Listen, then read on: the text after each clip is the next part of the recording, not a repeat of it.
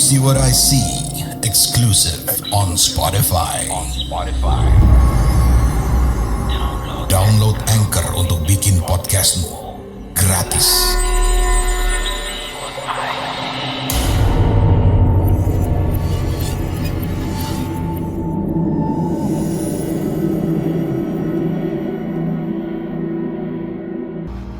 Oke, halo warga Desa Sukawedi.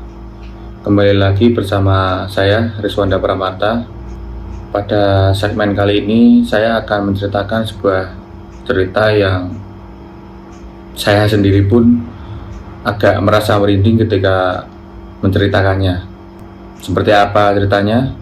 Mari kita simak bersama. 1 bulan Ramadan di tahun 2013 ini, perusahaan tempat saya bekerja memberhentikan beberapa orang karyawan, termasuk saya. Saya pikir, ya sudahlah, mungkin memang rezekinya sudah habis di sana. Istri saya juga berkata, mungkin nanti setelah Lebaran akan ada rezeki lain. Fokus aja dengan ibadah di bulan ini. Jadi, alhamdulillah selama beberapa minggu berpuasa, sholat fardu, sholat sunnah, tadarus dan segala sesuatunya berjalan dengan lancar. Mungkin ini adalah hikmah ketika saya tidak bekerja.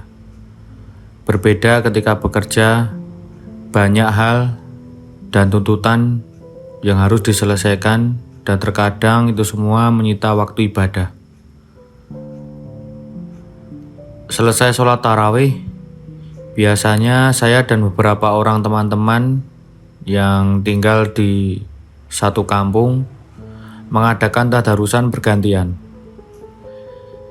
Jikapun ada salah seorang yang terlambat, mereka akan mengambil pada urutan yang sedikit di belakang.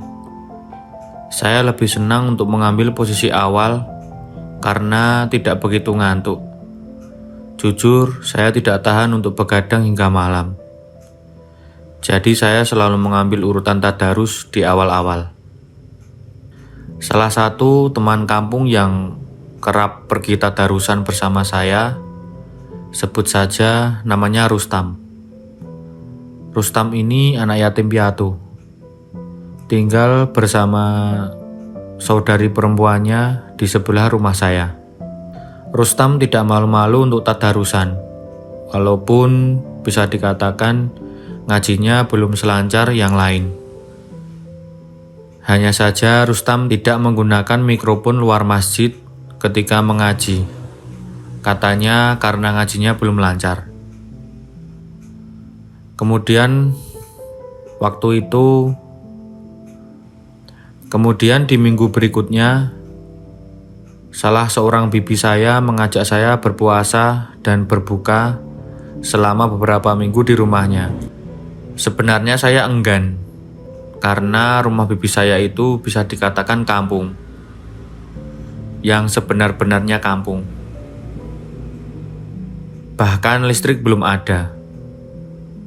Saya dan istri sebenarnya ingin menolak, namun merasa kasihan karena anak-anak bibi semuanya tinggal di kota dan tak ada yang menemani. Selama hampir 1 mingguan di rumah itu, saya benar-benar merindukan segala aktivitas saya yang biasa saya lakukan di rumah. Jadi saya dan istri mengatakan ingin pulang lusa. Walaupun bibi terlihat agak kecewa, tapi beliau akhirnya memahami bahwa kami mempunyai kehidupan yang lain selain di sini. Insya Allah, nanti setelah Lebaran, kalau saya belum mendapatkan pekerjaan, saya akan menginap di sini lagi, Bi. Ucap saya pada bibi waktu itu. Bibi menangis mengantar kepergian kami dan mengatakan bahwa kami harus sering-sering main ke sini karena ia kesepian. Ketika bibi mengatakan itu, hati saya benar-benar merasa ternyuh. Seperti orang tua sendiri yang menunggu kepulangan anaknya. yang tak pernah pulang-pulang. Dari rumah bibi, saya tak banyak bicara dengan orang-orang di kampung. Karena saya tiba di rumah tepat jam 8 malam. Kemudian saya melaksanakan sholat isya dan sholat tarawih di rumah.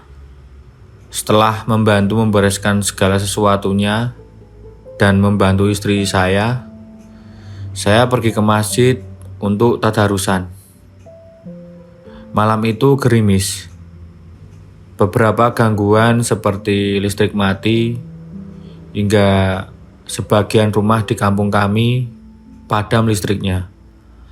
Waktu itu saya melihat Rustam menunggu saya di salah satu warung di pinggir jalan. Warung yang memang kerap kami jadikan tempat diskusi, makan, dan mengobrol. "Sudah lama di sini, Tam?" sapa saya saat melintas menuju ke arah masjid. Rustam terlihat mengangguk waktu itu. Ia hanya menunduk, tak menampakkan wajahnya. Hanya terlihat baju koko pemberian saya yang berwarna abu-abu dan peci yang senada. Rustam banyak diam pada malam itu. Sepanjang perjalanan menuju masjid, saya hanya mendengar derap langkah kaki Rustam yang berdiri dan berjalan di belakang saya. Sampai tiba di depan gerbang masjid, saya masuk ke sisi kiri. "Kamu duluan saja, Tam. Saya ingin ke kamar mandi untuk mengambil wudhu," ucap saya waktu itu. Rustam hanya meneruskan langkahnya. Ya, karena memang terlihat dan terdengar dengan jelas langkah kaki yang melangkah di atas tanah-tanah yang becek. Setelah menuntaskan hajat di kamar mandi, kemudian saya mengambil wudhu. Saya masuk ke dalam masjid. Teman-teman saya, entah mengapa wajah mereka berubah tak ceria seperti biasanya. Saya berkelakar. Baru 1 minggu ditinggal, sudah pada rindu, ucap saya waktu itu. Beberapa orang yang tidak tadarusan, mereka kemudian melanjutkan pulang ke rumah. Menyisakan beberapa belas orang saja. Saya celingak-celinguk mencari Rustam. "Di mana Rustam?" Padahal tadi jalan di belakang saya.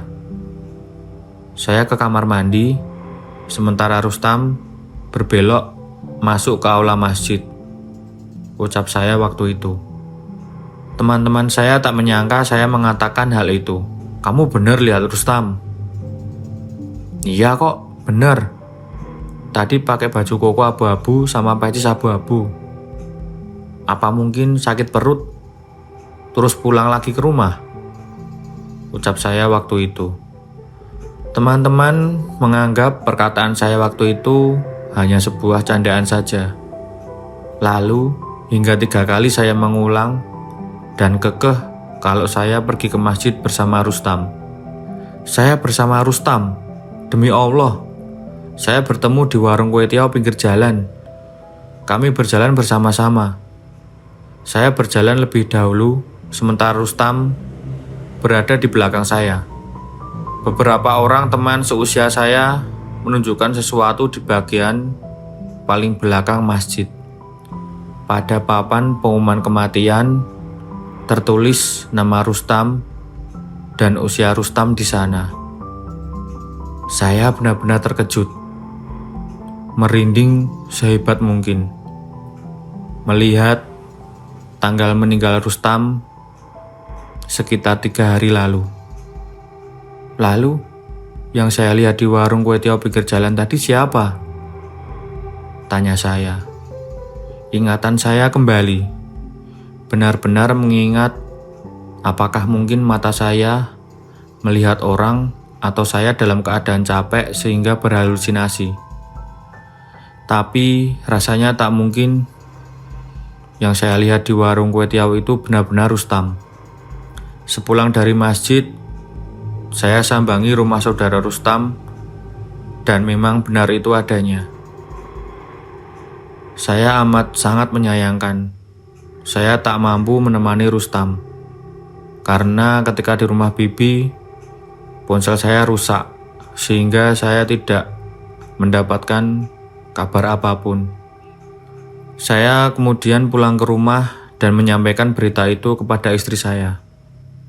Istri saya pun terkejut. Katanya, ketika saya pergi sholat ke masjid, ada seseorang yang mengetuk pintu.